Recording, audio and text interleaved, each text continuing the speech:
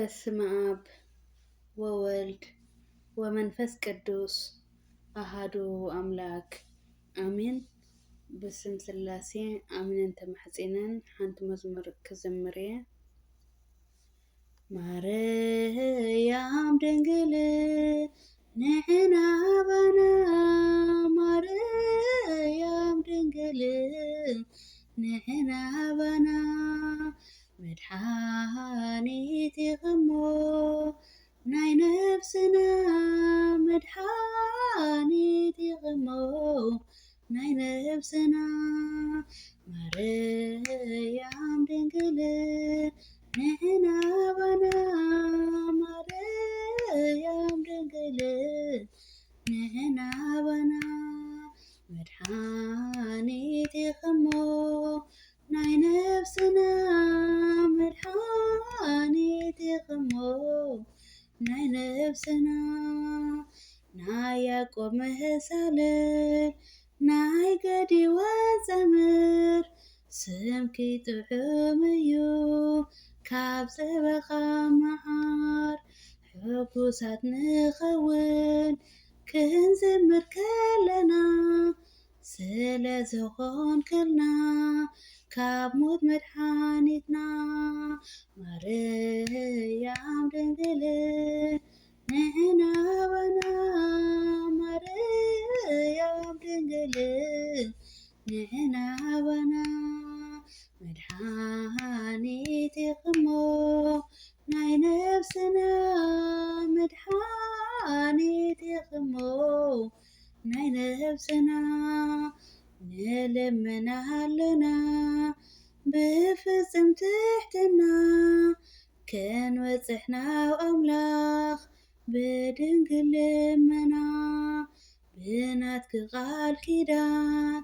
ስለዝተማመና ካብ ናይ ዘላለም ሞት ኣምላኽ የድሕነና ማርያም ድንግል ንሕና ባና ማርያም ድንግል ንሕና ባና መድኃኒት ኢኽሞ ናይ ነፍስና መድኃኒት ኢኽሞ ናይ ነፍስና ኣማናዊት መቕደስ ናይ ሕይወትና ኺዳን ምኽንያተ ድሕነት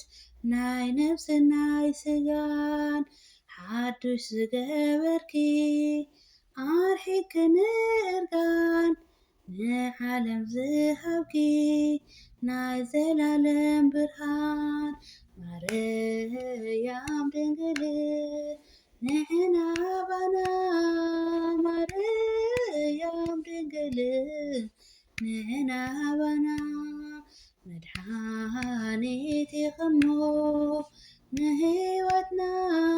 መድኃኒት ኢኽሞ ናይ ነፍስና ኣኽሊል ናይ ሰሎሞን ናይ ዳዊት በገና በትሪ ኣሮን ኢኺ ሓመልማለት ሲና ምሕረት ለምንልና ክንረክብ ተስፋና መዓዲ ቅዱሳን ሰማያዊ መና ማርያም ድንግል ንሕና ባና ማርያም ድንግል ንሕና ባና መድኃኒት ኢኽሞ ናይ ነፍስና መድኃኒት ኢኽሞ ናይ ነፍስና ማርያም ድንግል ንሕና ባና ማርያም ድንግል ንሕና ባና